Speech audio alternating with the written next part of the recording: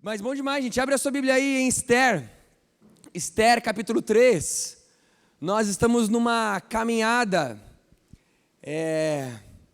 aqui na nossa juventude.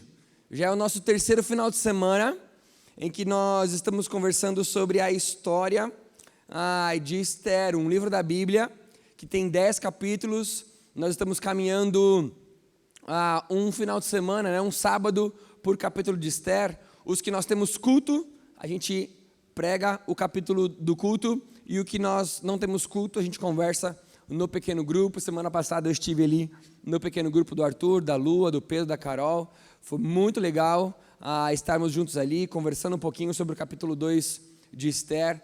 E hoje nós vamos para o capítulo 3, tá bom? Enquanto você abre aí o capítulo 3, eu queria que você pensasse comigo o seguinte: eu não sei se você já teve que lidar com isso, lidar com um momento, lidar com um dia em que você teve que dizer não para alguma coisa. E não é só alguma coisa que você tem que dizer não, como por exemplo, qual a pizza que você não gosta mesmo? De calabresa, né? Bruna quer uma pizza de calabresa? Não é um não fácil, como o não da Bruna para uma pizza de calabresa. Mas um não, talvez, de algo que você vinha numa frequência de viver algo, um hábito, e em algum momento você teve que dizer, tá, agora não posso mais. A Andriele está passando um pouquinho por isso lá em casa. A Andriele está quase terminando o luto dela com a descoberta ali da doença celíaca, né? Então a Andriele está lidando ali com a questão do glúten. Essa semana ela ficou extremamente feliz. Obrigado, Ju. Porque lá no acampamento, a gente, no último dia do acampamento, tem um jantar de casal, né? Os acampantes podem convidar outros acampantes para ir de casal no jantar lá e tal. E daí a gente tenta fazer uma comidinha diferente. E no último dia é lasanha. E assim, com a loucurada das crianças lá no acampamento, a gente pouco come junto lá. Eu vou como com o Luca antes, daí ela vai e come com a Tereza depois, aí eu como um pouquinho antes com a equipe, ela come junto com os acampantes, vice-versa. Então a gente não tem aquele tempo de que a gente senta, olha um na cara do outro e come assim, uau, que legal estarmos juntos. No jantar do Bonitinho a gente se esforça, a gente dá banho nas crianças antes, elas ficam ali na entrada do refeitório, para quem foi no PV, né? Tem a entradinha do refeitório, e todos os casaizinhos vão entrando, e a galera que está no microfone fica fazendo brincadeira com os casaizinhos que estão entrando, com a roupa, com não sei o que e tudo mais, e daí o Luca e a Tereza ficam lá com o pessoal na entrada, e eu e a Andriele a gente pode sentar juntos, e das nossas refeições da semana a gente faz um olhando para a cara do outro. Só que o problema é que é lasanha, e lasanha não tem outra opção. Não dá tipo assim, amor, eu vou pegar um arroz, eu separei um frango para mim, a gente tem um lugarzinho que a gente mora lá durante o mês, e ela faz alguma coisinha para deixar separado e complementa com alguma coisa que está lá embaixo, né? Lasanha não tem o que fazer, não tem como a tia da cozinha separar um pouquinho, a tia da cozinha vai separar no máximo um pouquinho da carne moída da lasanha que ela não pôs na lasanha para a gente comer. E essa semana, uma mãe de uma acampante levou uma lasanha sem glúten para a Andriele de presente. E a Andriele estava faceira, porque guardou a semana inteira e ontem à noite nós comemos olhando um para o outro no jantar do Bonitinho, com o nosso Guaraná Zero, com o chocolate sem glúten que ela comprou durante a semana, porque eu não posso comprar na lanchonete para ela para dar de presente, e eu com o meu chocolatinho, a gente jantou juntos olhando um para o outro. Mas tudo isso para dizer que a Andriele está vivendo esse momento de ter que dizer não para algo que normalmente ela não estava acostumada a dizer não, para algo que ela não precisou dizer não durante muito tempo na vida dela, que era para comida com glúten. E eu não sei se você já viveu isso, sobre essa necessidade de dizer não para algo que você já tinha um costume. Dizer não para alguma coisa que você nunca imaginou que teria que dizer não para aquilo. E o texto que nós vamos ler vai falar sobre uma pessoa que está dizendo um não aqui. E eu queria ler com vocês, capítulo 3 de Esther. Eu vou ler na versão da Bíblia da NVI, tá bom? Diz assim, Esther, capítulo 3, a partir do verso 1. Depois desses acontecimentos, o rei Xerxes honrou Amã, filho de Amedata, descendente de Agag, promovendo-o e dando-lhe uma posição mais elevada do que a de todos os demais nobres. Todos os oficiais do palácio real curvavam-se e prostravam-se diante de Amã, conforme as ordens do rei. Mordecai, gente, aqui tem um problema aqui, tá? Eu vou ler Mordecai, porque é apego de infância, tá bom? Na versão da Bíblia que eu lia desde criança, era Mordecai. Agora não vou ler Mardoqueu agora, tá bom? Então eu vou ler, está escrito Mardoqueu, mas eu vou ler Mordecai, tá bom? Para a gente entender um pouquinho, a Bíblia hebraica, ela não possui vogal, né? Depois de muitos anos, né, de escrita hebraica, os maçoretas, para ajudar na leitura da Bíblia hebraica, colocaram vogais na Bíblia hebraica. Então, se você perceber, só as consoantes Mardoqueu e Mordecai passa, tá bom? Então, alguns maçoretas, na tradição judaica, colocaram vogais que ficou como nome Mordecai. Alguns outros manuscritos hebraicos antigos têm uma versão com Mardoqueu. A NVI segue uma linha de manuscritos antigos e a maioria desses manuscritos antigos tem Mardoqueu, tá bom? Mas então Mordecai, porém, não se curvava nem se prostrava diante do rei. Então, estou no verso 3, os oficiais do palácio real perguntaram a Mordecai: por que você desobedece à ordem do rei? Dia após dia, eles lhe falavam, mas ele não se lhe dava atenção e dizia que era judeu.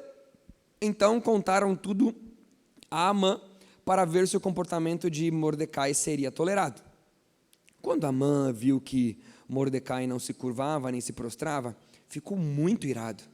Contudo, sabendo quem era o povo de Mordecai, achou que não bastava matá-lo. Em vez disso, Amã procurou uma forma de exterminar todos os judeus, o povo de Mordecai em todo o império de Xerxes. No primeiro mês do 12º ano do reinado de Xerxes, no mês de Nisan, lançaram o pur, isso é, a sorte, na presença de Amã, a fim de escolher um dia e um mês para executar o plano. E foi sorteado o 12º mês, o mês de Adar. Então Amã disse ao rei Xerxes: existe certo povo disperso e espalhado entre os povos de todas as províncias do seu império, cujos costumes são diferentes de todos os outros povos, e que não obedecem às leis do rei. Não convém ao rei tolerá-los. Se for do agrado do rei, que se decrete a destruição deles. E eu colocarei 350 toneladas de prata na tesouraria real, à disposição para que se execute esse trabalho. Em vista disso, o rei tirou o seu anel, selo do dedo, e deu-o a Amã, o inimigo dos judeus, filho de Amedata, descendente de Agag, e lhe disse: fica com a prata e faça com o povo o que você achar melhor.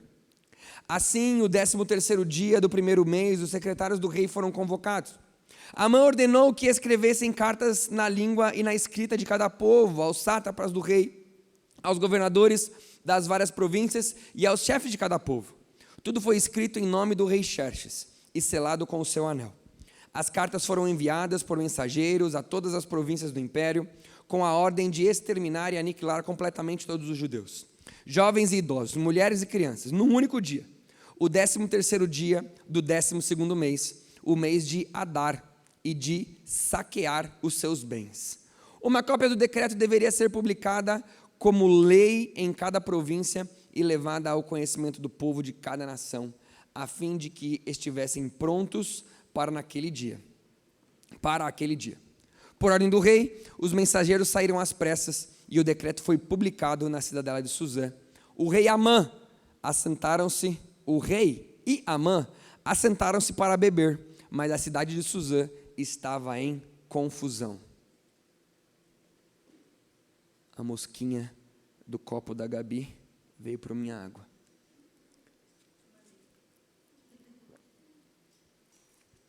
Pessoal, vamos lembrar um pouquinho o que está acontecendo aqui. Vamos lembrar um pouquinho dessa história, tá bom? A história de Esther. Esther é o único livro o único livro na Bíblia que não aparece o nome de Deus. E a gente tem que lidar com esse conflito. Como que um livro que não aparece o nome de Deus, ele está na Bíblia, se a Bíblia é para falar sobre Deus. E a gente viu, eu vou ver se eu lembro agora a frase, né? Mas a gente viu que o fato de Deus estar ausente, já disse a frase, né? Eu não lembrei mesmo a frase, já desisti de falar a frase. Mas o fato de Deus estar ausente do livro de Esther não significa que ele não estava presente na ação de tudo aquilo que estava acontecendo no livro. O fato de Deus não ser citado no livro de Esther não significa que Deus não está presente no livro de Esther. E a gente tem olhado para essa verdade. No capítulo 1, nós vimos o rei Xerxes, né? Xerxes é um nome de imperador, né? Como César, né? Como Nabucodonosor na Babilônia. Então o rei Xerxes, que na verdade se chamava o rei Assuero, ele dá um grande banquete, uma grande festa de 180 dias. Uma festa para todos no palácio. Depois desses 180 dias, ele dá uma festa na cidade de Suzã, para toda aquela cidade, para toda aquela capital, de 7 dias. Uma festa que tinha por objetivo ele esbanjar quem ele era, ele mostrar o poder que ele tinha, ele demonstrar tudo aquilo que ele era capaz, toda a magnitude do seu reino. Vale lembrar que a Síria, a Pérsia, né, que foi o império que conquistou a Babilônia. Então nós temos que lembrar das histórias da Bíblia e lembrar que o povo de Deus foi levado para a Babilônia. Tem história lá de Daniel, na cova dos leões e tudo mais. Depois de 70 anos o povo volta para casa. Nessa volta para casa, quem manda o povo voltar para casa é já o primeiro rei persa. Então, quem fala para o povo voltar para casa, já estamos rolando, já está acontecendo o Império Persa. O Império Persa que nos faz lembrar, por exemplo, da história de 300, né? Do filme 300, as conquistas de Atenas, o Império, lá o Rodrigo Santoro, né? Que é o Xerxes, Rodrigo Santoro, está aqui, ó, Esther, é Rodrigo Santoro. Então a gente vai lembrando dessas histórias, e a gente começa a se situar um pouquinho, aonde é que nós estamos aqui na história. Nesse tempo, uma coisa que é interessante nós lembrarmos e pensarmos é que, peraí, se o povo voltou todo para casa, se o povo pôde voltar da Babilônia ou agora da Pérsia para casa, para Jerusalém, de volta, o que é esse texto que nós lemos agora está falando de um tal de Mordecai que está lá na Pérsia? Porque nem todo mundo voltou. Algumas pessoas ficaram no exílio. Algumas pessoas se assimilaram, e essa é uma palavrinha muito importante, que a gente vai falar muito dela ainda nos nossos próximos capítulos. Pessoas que assimilaram a cultura persa e ficaram na Pérsia. Vamos pensar, 70 anos. 70 anos de história passando. Gente, praticamente todo mundo que saiu de Jerusalém e foi para a Babilônia, morreu. Quem volta para casa é praticamente todo mundo que nasceu na Babilônia, que está aculturado à Babilônia. Quem dirá 150 anos depois, que é mais ou menos o momento que acontece a história de Esther. Nós estamos 150 anos mais ou menos depois que o povo já voltou para casa. Gente aculturada, gente que está assimilando já a ideia de pertencer a outro reino, de pertencer ao Império Persa. Podemos brincar tranquilamente que Mordecai, o nosso texto, ou no capítulo anterior, que a gente já vai relembrar um pouquinho dessa história, Esther, nós podemos brincar tranquilamente que eles são persas. Embora o texto acaba de dizer para a gente que Mordecai não se curvava porque ele era judeu, mas na verdade Mordecai nasceu na Pérsia.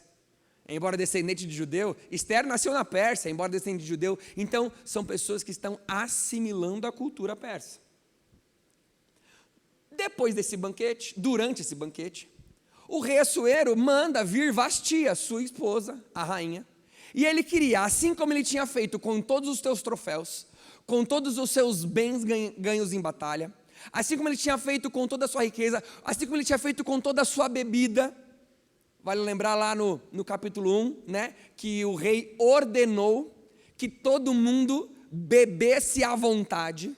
Existia uma ordem de como deveria beber na festa, né? Tamanha era a vontade que Xerxes tinha de controlar as coisas. E no final da festa, no último dia, ele manda chamar Vasti, porque ele queria mostrar a Vasti para todo mundo.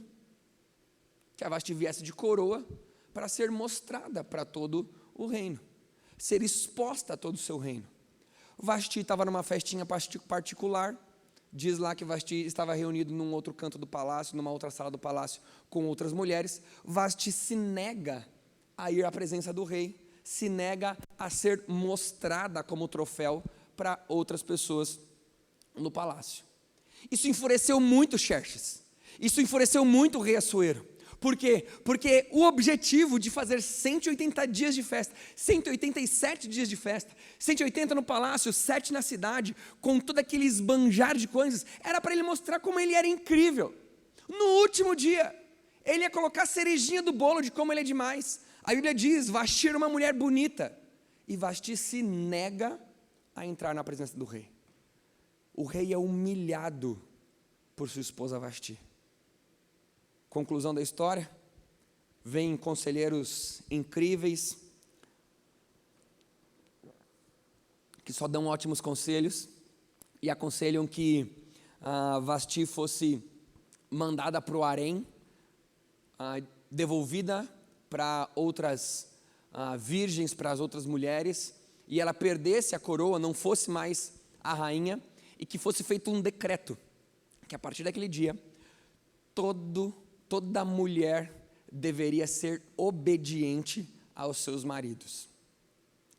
Esse conselho era tão bom, porque imagine comigo, num império grande, vasto, gente, tirando quem estava no palácio, ninguém sabia que Vasti não tinha topado ir na presença do rei. Mas agora, o império inteiro sabe que o rei foi humilhado por sua esposa Vasti. Meteu o pé pelas mãos. Por quê? Por que agora tem que ter um decreto para que toda mulher tenha que obedecer aos seus maridos?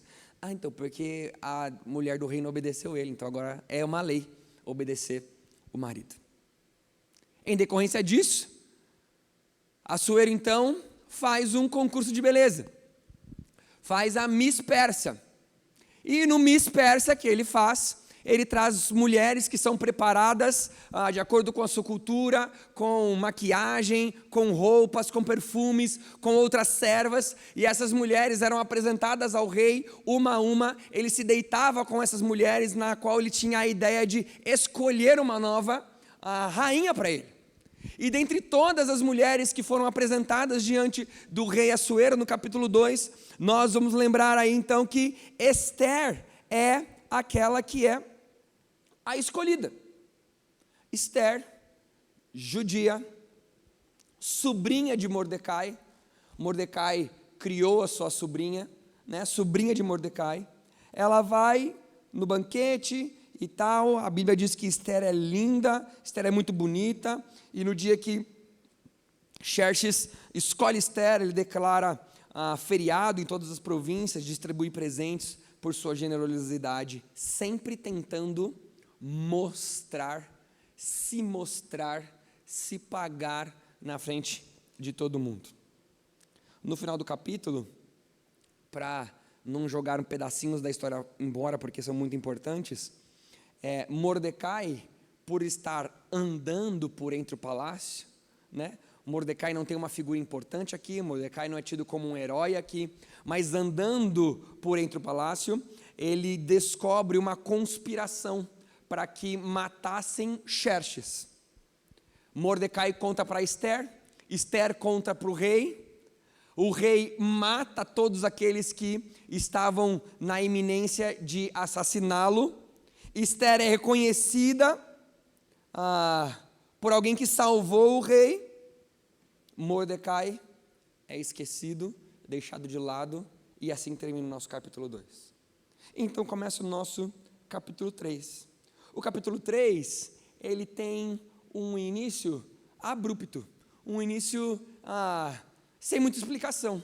O capítulo 3 vem e diz, depois desses acontecimentos, que acontecimentos? Talvez a investigação, talvez o terem matado todos aqueles que estavam querendo matar o rei Xerxes honrou Amã. A gente não sabe o motivo, o que Amã fez, será que Amã foi quem matou todos aqueles que estavam conspirando matar Xerxes? A gente não sabe, mas ele honrou Amã, filho de Emedata, descendente de Agag, promovendo e dando-lhe uma posição mais elevada do que a todos os demais nobres. Todos os oficiais do Palácio Real curvavam-se e prostravam-se diante de Amã, conforme as ordens do rei. Mordecai porém não se curvava, nem se prostrava diante dele. Mordecai disse não. A ordem é clara. Todos devem se inclinar. Mordecai não se inclina. Mordecai não se prostra diante de Amã. Para quem aí está acostumado com a vida na igreja, né, cresceu e tem um bom conhecimento bíblico, a primeira coisa que a gente vai fazer é associar Mordecai com a história de Daniel. Porque Daniel também não se curvava diante do rei da Babilônia. A diferença aqui é que Daniel, ele não queria, em hipótese alguma, ser reconhecido como alguém que pertencia à Babilônia. Mordecai não. Mordecai está na Pérsia. Mordecai está assimilado já na cultura pérsia. Nós não temos que fazer Mordecai aqui de um herói. Nós não temos que fazer Mordecai aqui como um Daniel. Mordecai não é apresentado pelo texto bíblico. E é muito interessante isso. Às vezes a gente faz suposições, né? Nós fazemos suposições, do tipo assim, nossa, como Mordecai é incrível. Peraí, quem disse que Mordecai é incrível? A Bíblia só disse que Mordecai disse não. Quem disse que Esther é a piedosa? Não, gente. Esther, mesmo sendo judia, mesmo sendo alguém instruída na lei por seus pais, mesmo sabendo como deveria se portar como mulher, Esther se candidatou para o Miss Persa. Se deitou com o rei.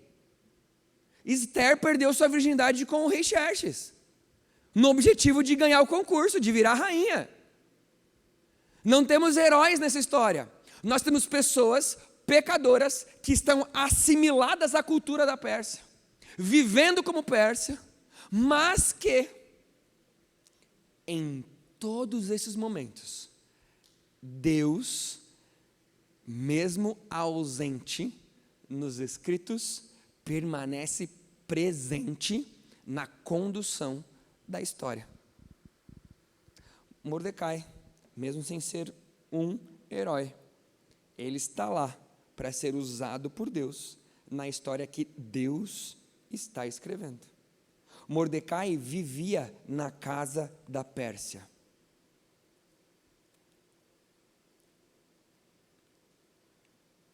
É interessante que a gente pode olhar para isso e pensar que às vezes a gente tem lutado para mostrar coisas que Deus não está querendo e não está preocupado em mostrar. A gente está em ano de eleição. E a nossa tendência vai ser querer mostrar ideais como a solução para vários dos problemas que a gente vive na nossa nação. Porque a esquerda é melhor do que a direita, porque a direita é melhor do que a esquerda, e nós vamos tentar apresentar ideais para transformar a nação. Porque nós vamos produzir mais riqueza se nós deixarmos a nossa economia aberta, mas nós vamos produzir mais riqueza se nós vamos deixar a nossa economia fechada com o Estado intervindo. Os pobres vão ter mais subsídio de cuidado se o Estado intervir. Os pobres vão ter mais subsídio de cuidado se eles forem livres para empreender e terem dinheiro e terem possibilidades de gastar o dinheiro que eles mesmos produzirem. E a gente vai tentar trazer ideais como fontes de solução para os problemas, que não são ideais que transformam. Deus não usa ideais. Deus não está usando uma filosofia. Deus, ele está usando lá na casa da Pérsia pessoas inclusive imperfeitas. Deus está usando um Mordecai assimilado à cultura da Pérsia, amoldado a coisas que Deus disse que não gostaria que fossem assim, não quis voltar para casa, não quis voltar para Jerusalém para cultuar o Deus verdadeiro, a participar da reconstrução do templo, participar da reconstrução dos muros, participar da reconstrução de Jerusalém. Mordecai não quis isso. Mordecai ficou bem tranquilinho vivendo a vida que ele tinha na Pérsia, criando sua sobrinha Hadassa, ou Esther, é a mesma pessoa. E Deus ainda assim está disposto a usar pessoas como Mordecai.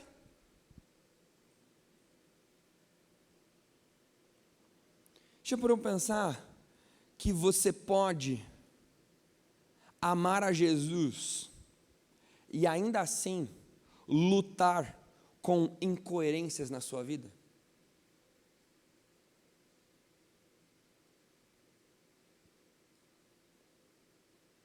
Mordecai não se curvou, mas ele vivia uma vida de incoerência, amoldado à casa da Pérsia, mas na hora de se curvar diante de Amã, opa, não quero fazer isso, não quero mais. Muitas vezes a gente coloca a responsabilidade de que por sermos crentes nós precisamos ser perfeitos, de que porque eu sou pastor eu preciso ser perfeito, de que porque alguém é líder precisa ser perfeito, não pode ter erros. Não, gente, a Bíblia é muito, mas muito clara de como podemos amar Jesus e ainda assim vivermos em meio a incoerências. Tiago, estou amando essa mensagem. Vou sair daqui feliz da vida. Você está me dando o aval para viver a vida que eu quiser e dizer ainda assim que eu amo Jesus. Não estou dizendo isso. Estou dizendo que isso acontece. Isso não quer dizer que é isso que Deus espera da gente. Porque aquele que diz que conhece a Cristo, mas permanece nas trevas, se faz de mentiroso, e nele não há luz alguma. 1 João, capítulo 1, versos 5 e 6. Então não, podemos ser imperfeitos, pois somos imperfeitos e seremos para sempre imperfeitos, porque nós vivemos no mundo caído, nós vivemos na casa da Pérsia, nós ainda não voltamos para casa, nós ainda não estamos no céu, nós ainda não estamos numa realidade futura, eterna, junto com Jesus, sem pecado. Mas isso não elimina o chamado à obediência quando uma linha é cruzada. Mordecai foi chamado a reconhecer que ele deveria adorar a outra pessoa que não Deus. E quando Mordecai percebe que estava se cruzando uma linha, Mordecai diz: não, é muito mais importante a minha obediência a Deus do que a minha obediência a Amã. Eu não posso cruzar essa linha, eu não posso deixar a minha necessidade de obedecer, porque senão eu vou assimilar algo da Pérsia que eu não vou poder voltar mais atrás. E daí a minha pergunta para nós é a seguinte: benção, vira para mim aqui, né?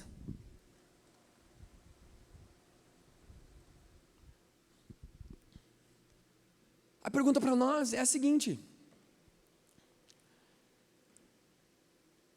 o que na sua vida está tão assimilado à cultura deste mundo que talvez você não está percebendo e que hoje chegou o momento de você dizer não?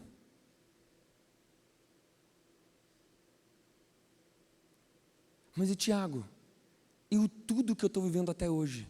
Então, você ama Jesus, você não deixou de amar Jesus. Você é imperfeito. Deus nunca te chamou para ser perfeito, porque perfeito Ele é. Nosso alvo é perseguir quem Ele é vivermos do jeito que Ele viveu, sabendo que nós não conseguiríamos. Mesmo assim, Ele ainda diz que Ele é o alvo, Ele é o propósito. Temos o alvo a ser perseguido, mesmo não conseguindo. Tiago, mas que maluquice é isso? Como é que eu sou chamado a perseguir algo que eu nunca vou alcançar? Isso mesmo. Essa é a beleza do cristianismo. É ser chamado para ser algo que você nunca vai conseguir ser.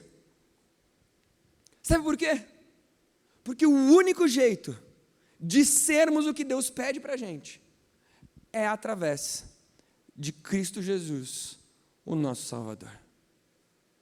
É no momento em que eu digo, já não sou mais eu quem vive, mas Cristo vive em mim. E isso é o que faz Mordecai tomar essa decisão. Porque é o verso 3 e o 4. Então os oficiais do palácio real perguntaram a Mordecai: por que você desobedece à ordem do rei? Ô Mordecai, você está maluco? Por que você desobedece à ordem do rei? Dia após dia eles lhe falavam, mas ele não lhes dava atenção e dizia que era judeu. Sabe por que Mordecai ficou convicto no que tinha que fazer? Porque Mordecai tinha plena clareza e certeza de quem ele de fato era. Não era uma questão política, não era uma questão de visão, não era uma questão de opiniões. Ali não era uma questão pessoal, não era uma questão econômica. Ali era uma questão de identidade. A identidade de Mordecai não permitia ele se curvar diante de Amã, e era isso que garantia a obediência dele. Veja, o texto diz, dia após dia: ô Mordecai, se curva a Amã, cara. Ô Mordecai, se curva a Amã, cara. Ô Mordecai, se curva a Amã, cara. Por que você não faz isso, Mordecai? Por que você não faz isso, Mordecai? Por que você não faz isso, Mordecai? E dia após dia, porque eu sou judeu, porque eu sou judeu, porque eu sou judeu. Já parou para pensar que diante dos muitos nãos que você dá, todas as vezes que você diz sim para algo que você deveria ter dito não, nesse dia que você disse sim, você se confundiu. Você falou assim: acho que hoje eu não preciso ser filho de Deus. Acho que só hoje dá para ser filho do diabo. Ô meu Tiago, pegou pesado, né? Isso, o Novo Testamento é claro. Se eu não sou filho de Deus, não dá para ser filho de nada. Logo, sou filho do diabo. Se não me falha a memória, também está em 1 João. Se quiser dar um Google aí para me falar depois, me ajuda aí. Entende? Todas as vezes que eu digo não de sim para algo que eu deveria ter dito não, é porque eu confundi a minha identidade.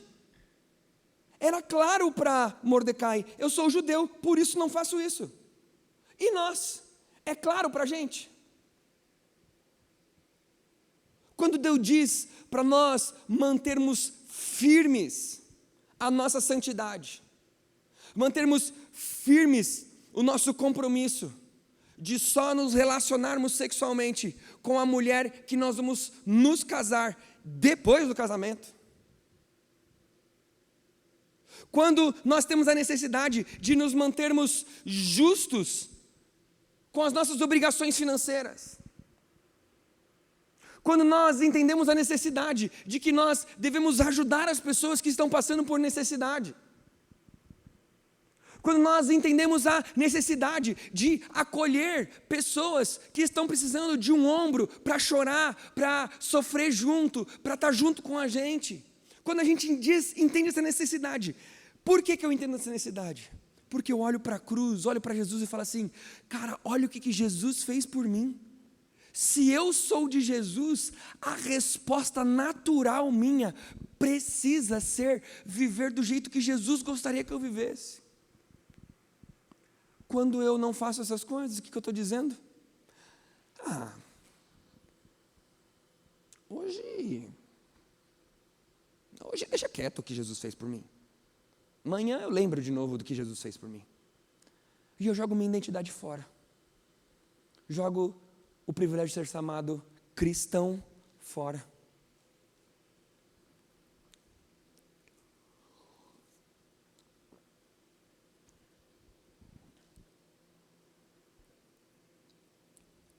Nós temos uma identidade para ser vivida, e essa identidade para ser vivida, ela é vivida num mundo complicado. Não é fácil. Mordecai teve que dizer não, interromper uma sequência de sims que ele deu, Estou sendo repetitivo, eu sei. Mas interromper uma sequência de sims que ele deu para a casa da Pérsia, entender uma sequência de sims que ele deu para a assimilação da cultura de um povo que não era dele. Ele interrompeu, só que ele teve que viver isso num mundo complicado. Ele teve que dizer isso num mundo onde tinha um homem como Amã, que teve o seu orgulho ferido. O quê? Esse Mordecai, ele não vai se curvar diante de mim mesmo? É isso mesmo? Não, vou resolver. Veja, Amã não... Tudo bem, eu estou sendo emocionado aqui agora, romântico demais. Mas dá para a gente ler Esther como uma boa novela, né? Mas estou sendo romântico aqui. Mas Amã podia ter chegado no Mordecai e falado assim: ô Mordecai, explica aí, como é que é esse negócio aí de você não vai se curvar? O que você... Vamos lá, vamos se curvar, é uma ordem que o rei deu. Não. Amã vai no rei. Amã tenta comprar o rei. Olha, eu vou oferecer 150 mil? Não, 150 o quê? 150 mil é muita moeda de prata para a época, né? Aonde está, gente?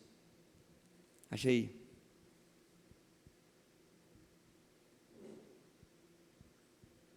É muita prata. Vocês acham aí depois. Amã tenta comprar o rei. Amã tenta se impor por... Quanto? 300, era muita prata. Acho que Amã era alguém influente na Pérsia. Acho só. Porque ele oferece 350 toneladas de prata.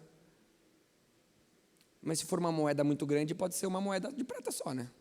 Não estou brincando. Um pedregulho de prata. Amã tenta comprar Mordecai, o rei Xerxes. Amã tem o seu orgulho ferido. Isso gera ódio em Amã, ao ponto de Amã, por causa do seu orgulho ferido, do ódio que ele tem por isso, ele manipula o rei para cometer um genocídio, para exterminar todo o povo judeu. Se você lembrou de alguém com a palavra genocídio, a culpa não é minha, a culpa é sua.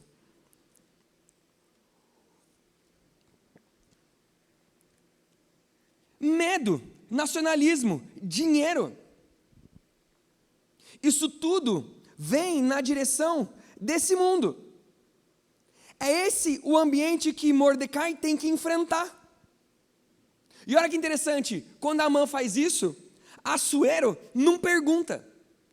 Assuero não investiga. Estão comigo? O que aconteceu no finalzinho do capítulo anterior? Volta lá rapidinho.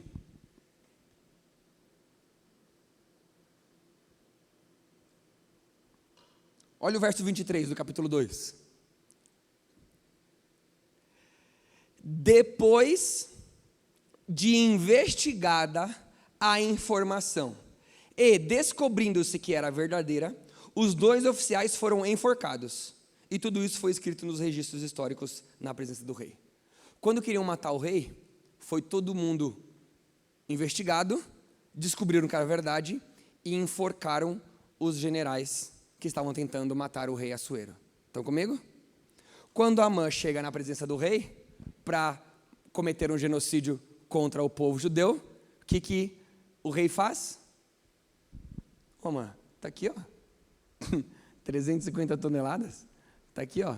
Pega meu anelzinho, meu anel de selar.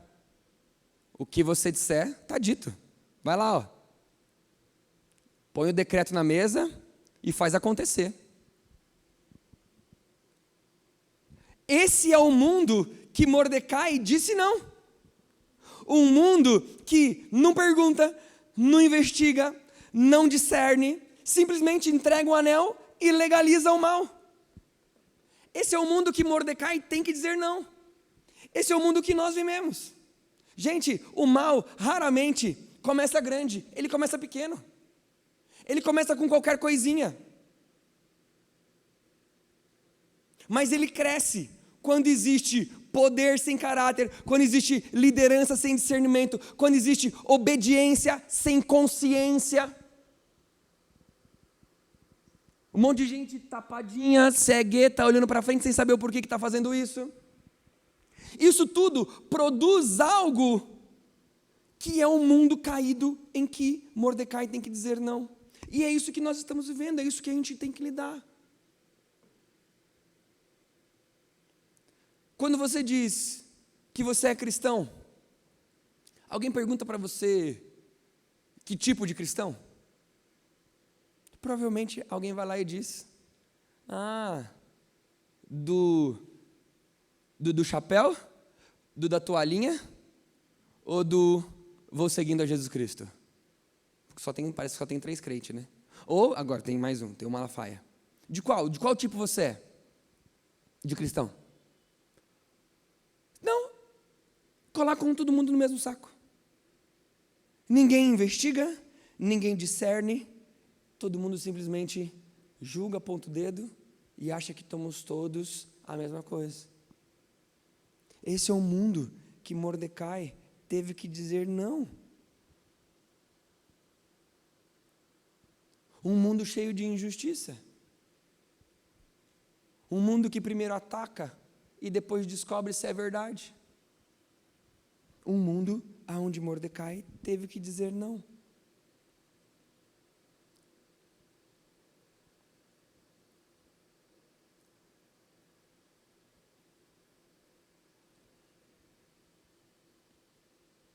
Outra coisa que a gente aprende, muito importante, é que nós não tomamos decisões que envolvem somente a gente. E a gente precisa ter esse discernimento também na nossa vida e na nossa história. Hoje, quando tomo uma decisão, eu carrego pelo menos 4 pessoas junto comigo. Minha esposa Andriele, Cecília, Luca e Tereza. Talvez hoje, pela oportunidade que eu tenho de liderar os jovens da nossa igreja, quando eu tomo uma decisão, isso também vai influenciar e conduzir a nossa juventude. Porque talvez pessoas que estão aqui, que estão se identificando com a minha pessoa, com a minha amizade, com a pregação, se em algum momento eu tomo uma decisão equivocada, uma decisão burra, eu cometo um pecado público, que isso vai estragar a minha imagem diante das pessoas, eu provavelmente vou influenciar as outras pessoas que estão junto comigo. Se eu estou pregando e digo algo que não deveria ter sido dito, se eu estou pregando e ensino algo da Bíblia que não deveria ter sido ensinado, eu estou fazendo e ensinando pessoas a algo que não deveria ter sido feito, e eu estou de alguma forma influenciando pessoas com isso. Quando você lá no seu trabalho, na sua faculdade, na sua família, você sonha com pessoas próximas a você, entendendo quem Jesus é, sendo devotas ao Senhor Jesus, lendo a palavra de Deus, estando em comunhão com outros cristãos, mas você não é um bom exemplo, você vai acabar influenciando as pessoas que estão do seu lado. E Mordecai teve que entender isso, porque o Mordecai judeu que decidiu não se curvar, ele não trouxe consequências somente para ele. O Mordecai judeu que decidiu não se curvar, ele trouxe consequências para todo o povo judeu. E não só o povo de judeu em Suzã, ele trouxe consequências para todo o povo de Deus espalhado pelo império. Espalhado pelo império, Jerusalém está na bacia, pessoal. O povo judeu ia acabar. Ia deixar de existir. Era fim. Nós precisamos também entender a responsabilidade que temos de seguir Jesus. Porque as nossas ações, os nossos atos, sempre influenciarão as pessoas que estão ao nosso lado.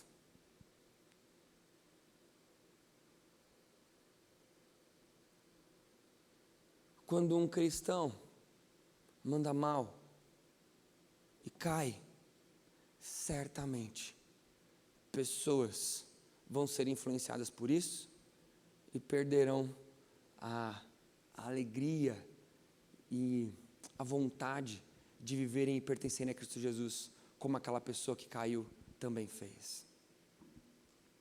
Mas Tiago, o motivo de eu ser crente não é sempre Jesus? Você está me dizendo que agora o motivo de eu perseverar tem que ser as pessoas ao meu lado. Amar a Jesus nos conduz a querer amar as pessoas que estão do meu lado. Permaneço em obediência por causa de Jesus, mas isso me dá o presente de, porque eu permaneço em obediência, eu influencio positivamente as pessoas que estão do meu lado.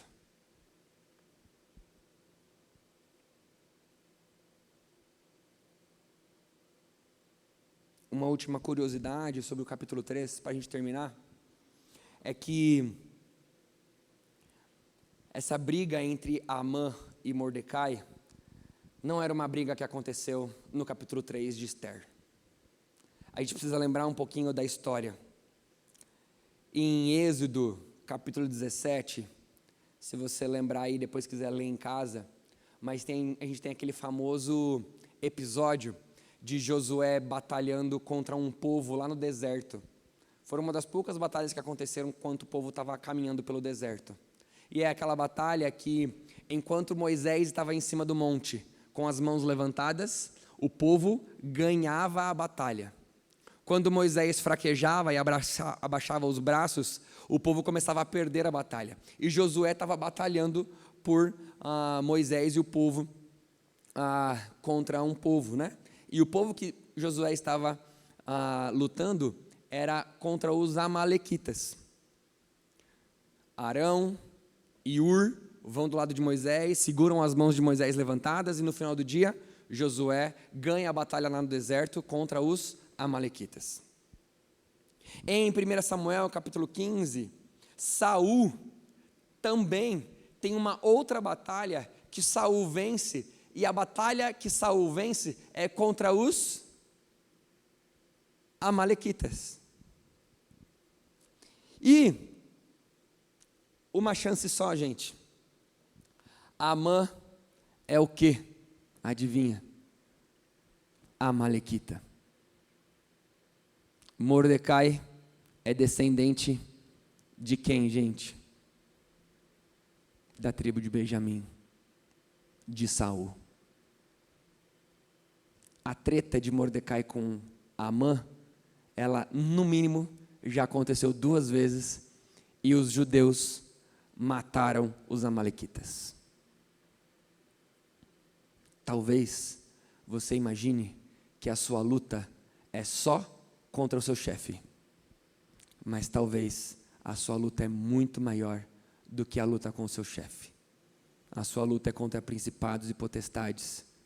A sua luta é contra o bem, é o bem contra o mal.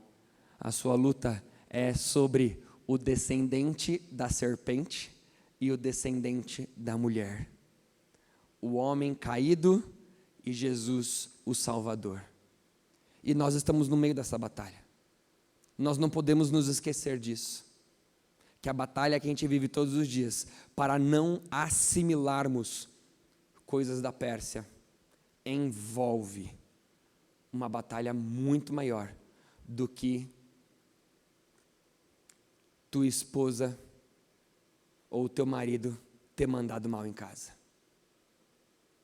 É o bem e o mal.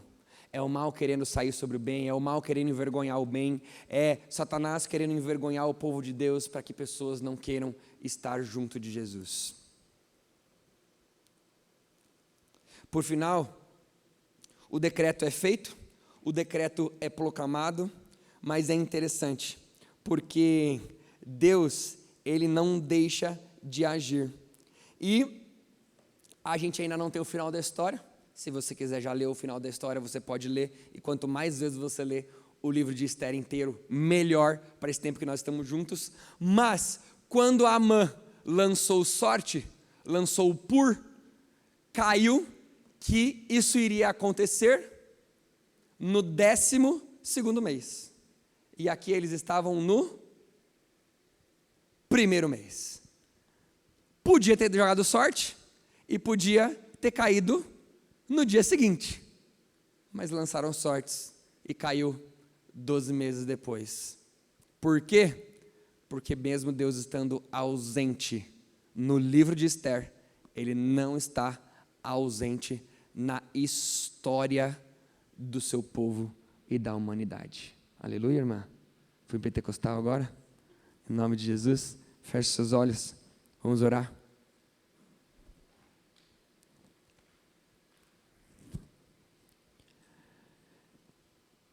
Eu queria que você, de olhos fechados,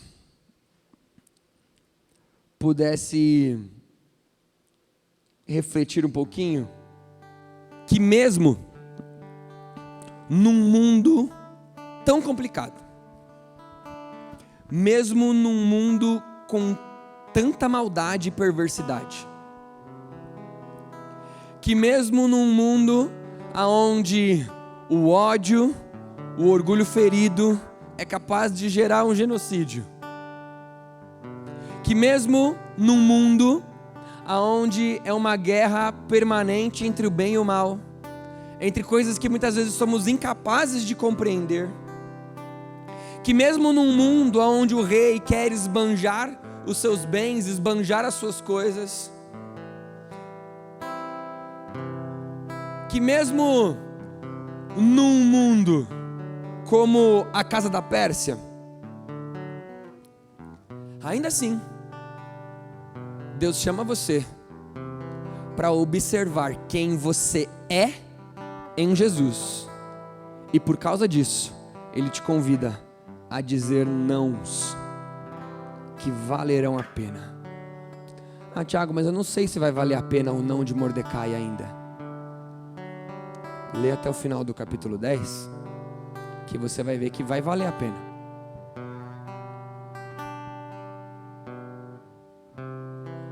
E talvez hoje você precise lidar com uma decisão. Talvez seja só a decisão de dizer não para alguma assimilação que você está fazendo da casa da Pérsia. Para o que você tem que dizer não hoje? Para o que você tem que dizer não? Mesmo todos os dias alguém indo lá para você e dizer, mas por quê? Mas por quê? E a única resposta que você tem que dizer é, não, porque eu sou de Jesus. Não, porque eu sou de Jesus. Não, porque eu sou de Jesus. O quê? Hoje é dia. Hoje é dia de você pedir perdão e de você dizer não. Fala para Jesus o que é que você quer dizer não. O que é que você não quer que pertença mais a essa cultura a qual você está inserido, e que você quer assimilar a cultura de Deus, de Jesus, da Bíblia na sua vida. O que é? Coloca aí, põe para fora, fala com Deus do seu jeito. Deus, eu preciso dizer não para tais e tais coisas. Diga não agora para Deus e se comprometa com Ele. Mas talvez, antes de você dizer não para algumas coisas, você ainda precisa arrumar o fato de que você precisa ser de Jesus, e você não é de Jesus ainda. Você conhece a Bíblia, você já tem vindo na igreja, mas você ainda não se entregou para Jesus de fato. Você não disse que Jesus é o seu Salvador. Você não pediu perdão pelos seus pecados. Você não reconhece que Ele morreu na cruz para perdoar os seus pecados. Você ainda não reconhece o quão bom e quão privilégio é viver para Ele. E você quer hoje entregar a sua vida para Jesus. Talvez esse seja o seu caso. Você ainda não disse alguns nãos, porque você ainda não é de Jesus. Estamos todos com os olhos fechados e com nossas cabeças baixas. Mas eu queria orar por você que talvez hoje queira entregar a sua vida para Jesus. Tem alguém aqui hoje à noite que gostaria de me fazer um oizinho com a mão, dizendo que quer entregar a sua vida para Jesus e dizer que você pertence a Ele? Se você quiser entregar a sua vida para Jesus, Me dá um oizinho aí, me dá um tchauzinho. Eu quero orar por você depois.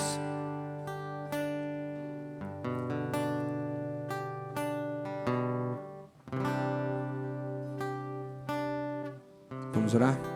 Senhor Deus, nos ajude, Pai, a permanecermos firmes nos nãos que precisamos dizer, reconhecendo quão privilégio é todos os sims que podemos dizer para o Senhor. A vida cristã não é uma vida feita de uma regrinha, de uma listinha de não podes, mas é feita de uma listinha gigantesca de vários podes que são incrivelmente legais de serem vividos. Obrigado por isso, Pai. Nos ajude a permanecermos firmes, mesmo morando dentro da casa da Pérsia. Que possamos permanecer firmes, olhando para o Senhor, sabendo da nossa identidade no Senhor, e que porque pertencemos ao Senhor, somos capazes todos os dias, mesmo todo dia perguntando, somos capazes de dizer não para aquilo que nós precisamos dizer não, para vivermos do jeito que a Tua Palavra pede para que a gente viva. Em nome de Jesus, amém. Amém, gente? Deus nos abençoe.